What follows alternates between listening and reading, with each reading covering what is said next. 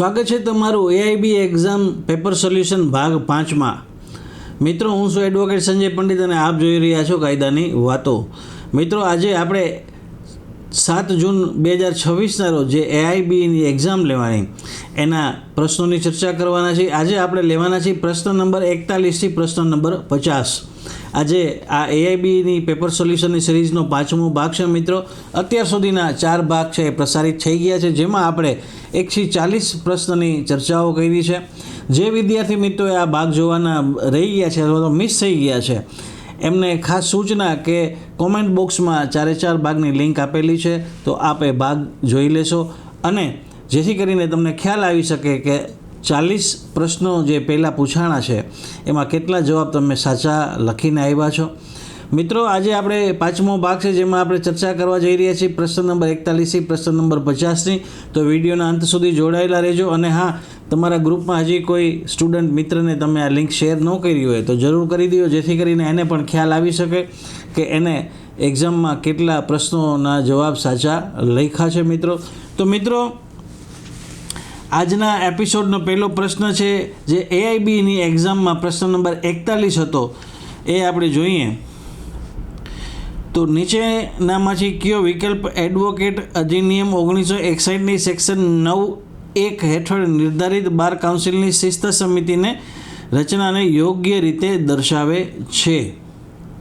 એ 5 સભ્યો, બારમાં ઓછામાં ઓછા 10 વર્ષ સુધી સેવા આપી ચૂકેલ વકીલોમાંથી સહપસંદ કરેલા તમામ।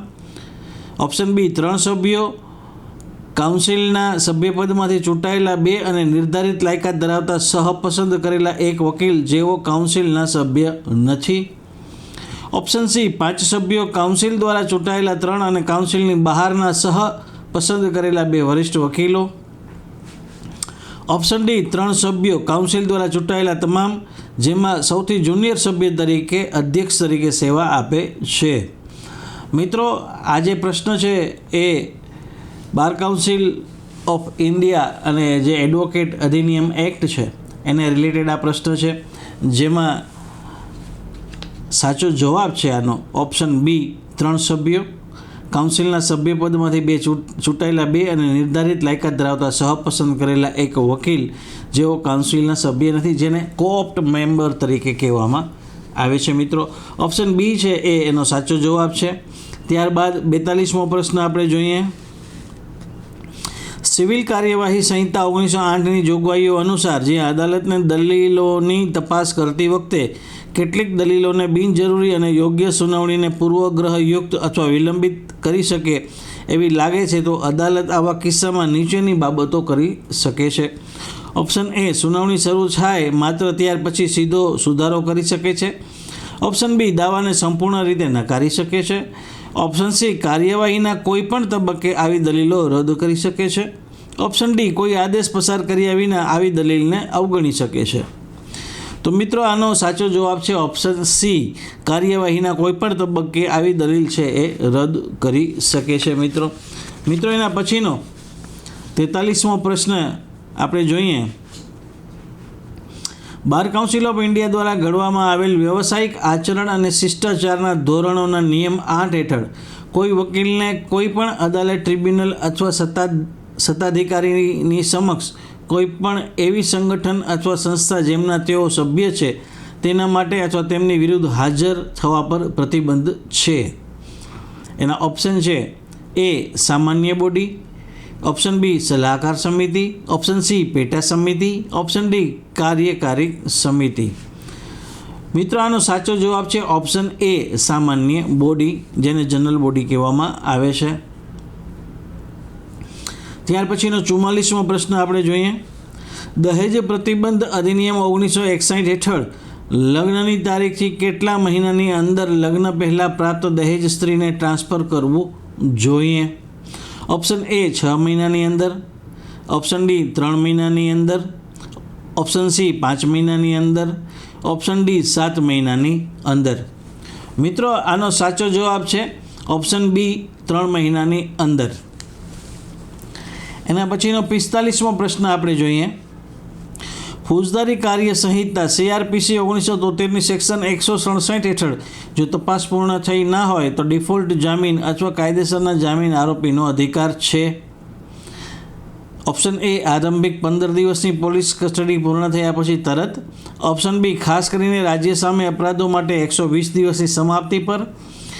ઓપ્શન C તમામ પ્રકારના અપરાધો માટે 30 દિવસની નિશ્ચિત અવધિ માટે.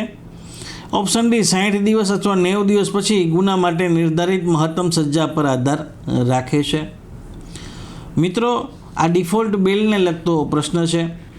આનો સાચો જવાબ છે ઓપ્શન D 60 દિવસ અથવા 90 દિવસ પછી ગુના માટે નિર્ધારિત મહત્તમ સજા પર આધાર રાખે છે. મિત્રો ડિફોલ્ટ બેલ છે એ ક્યારે કરી શકાય એના આધારિત આ પ્રશ્ન હતો.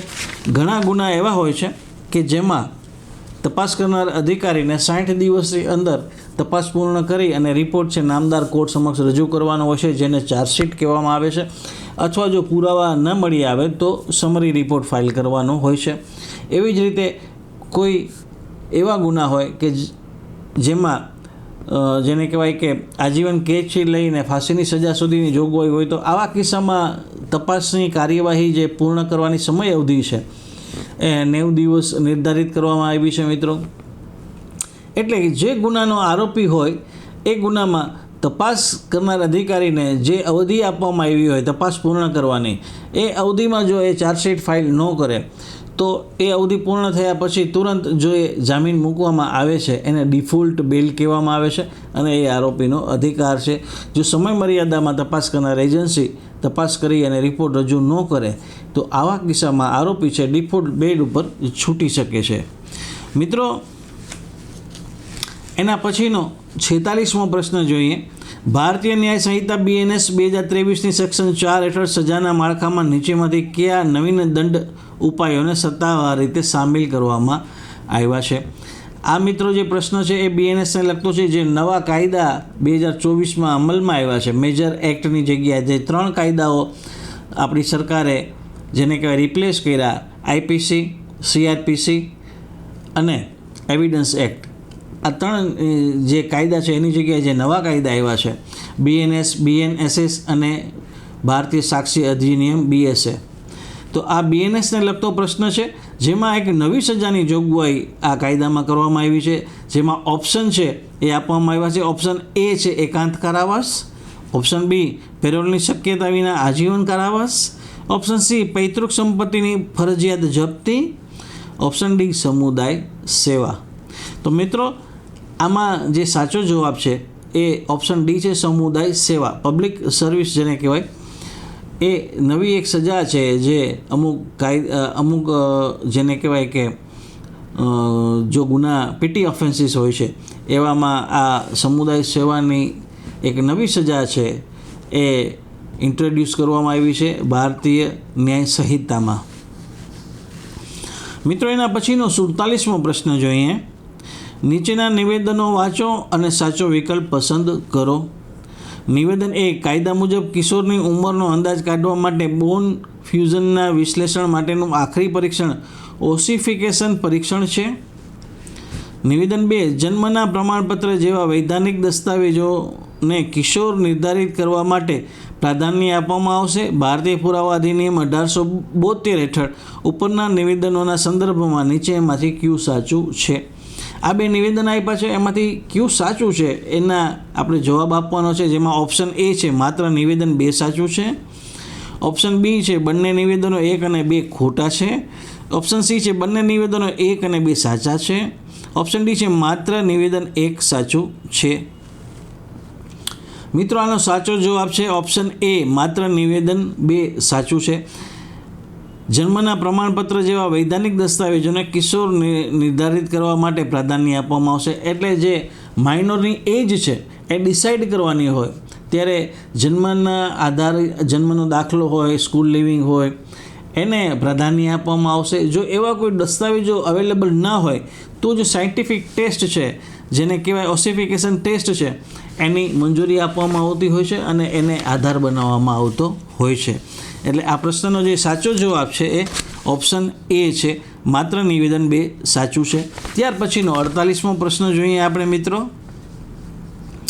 સિવિલ પ્રક્રિયા સંહિતા 1908 અનુસાર જ્યાં મુકદ્દમો નિર્ધારિત સમયની અંદર કાનૂની પ્રતિનિધિઓને રેકર્ડ પર લાવવામાં નિષ્ફળ જવાને લીધે સમાપ્ત થયો હોય તો અદાલત આવી સમાપ્તિને રદ કરી શકે છે જો વાદી દર્શાવે કે ઓપ્શન એ હુકમનામું હજુ સુધી પસાર થયું નથી, ઓપ્શન બી રેકર્ડ પર ત્રુટિઓ સ્પષ્ટ હોય, ઓપ્શન સી પ્રતિવાદીને મૃત્યુની જાણ હોય, ઓપ્શન ડી સમયની અંદર અરજી નહીં કરવા માટેનું પૂરતું કારણ હોય. તો મિત્રો આમાં સાચો જવાબ છે એ ઓપ્શન ડી છે, સમયની અંદર અરજી નહીં કરવા માટેનું પૂરતું કારણ હોય. એના પછીનો 49મો પ્રશ્ન આપણે જોઈએ. ઇન્ફોર્મેશન ટેકનોલોજી અધિનિયમ 2000 હેઠળ ઇલેક્ટ્રોનિક રેકર્ડ શબ્દમાં નીચેમાંથી શેનો સમાવેશ થાય છે?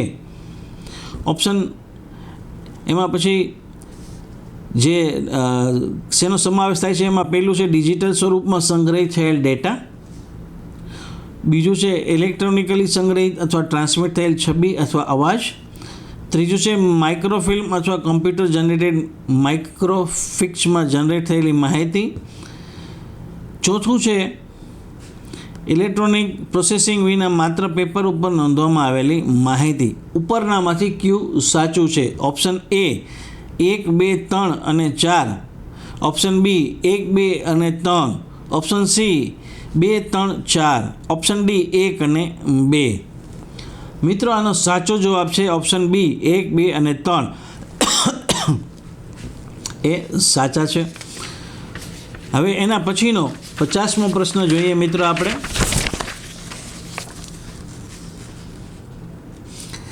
ઇલેક્ટ્રોનિક પુરાવાની પ્રામાણિકતાની ખરાઈ કરવા માટેના પ્રમાણપત્રને સંબંધિત નીચેમાંથી કયો વિકલ્પ ભારતીય સાક્ષ્ય અધિનિયમ 2023ની સેક્શન 63(4) જણાવ્યો નથી?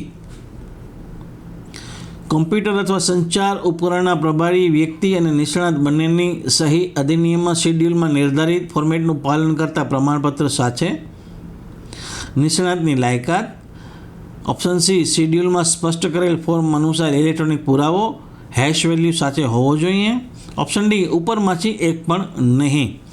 મિત્રો આનો સાચો જવાબ છે ઓપ્શન એ કોમ્પ્યુટર અથવા સંચાર ઉપકરણના પ્રભારી વ્યક્તિ અને નિષ્ણાત બંનેની સહી અધિનિયમના શેડ્યુલમાં નિર્ધારિત ફોર્મેટનું પાલન કરતા પ્રમાણપત્ર સાથે. ઇલેક્ટ્રોનિક પુરાવાની પ્રક્રિયાની ખરાઈ કરવા માટેના પ્રમાણપત્ર સંબંધિત નીચેમાંથી કયો વિકલ્પ ભારતીય સાક્ષ્ય અધિનિયમ 2023ની સેક્શન 63(4) જણાવ્યો નથી? તો આ જે ઓપ્શન એ છે એ 63(4) જણાવવામાં આવેલું નથી. મિત્રો અહીં આપણે 5 ભાગ પૂરા કર્યા. AIBની એક્ઝામમાં 1 થી 50 પ્રશ્નો જે પૂછાણા છે એના સાચા જવાબોની આપણે ચર્ચા કરી, સાથે સાથે ટૂંકી સમજ અને રૂપરેખા પર મેળવી. હવે તમને એ આઈડિયા આવી ગયો છે કે 50 પ્રશ્નમાંથી તમે કેટલા સાચા જવાબો લખ્યા છે. કોમેન્ટ બોક્સમાં તમે જરૂર જણાવજો કે તમારા કેટલા પ્રશ્નોના જવાબ સાચા આમાં પડ્યા છે. હવે પછી 6થા ભાગથી આપણે 10મા ભાગ સુધીની સફર તય કરશું. 6થો ભાગ છે એ આપણે સોમવારે 9:30 વાગે પાછા ભેગા થશું. સોમથી શુક્ર ડેઇલી 9:30 વાગે આ ભાગો પ્રસારિત કરવામાં આવે છે મિત્રો. તો આજે 5 ભાગની પૂર્ણાહુતિ થઈ છે.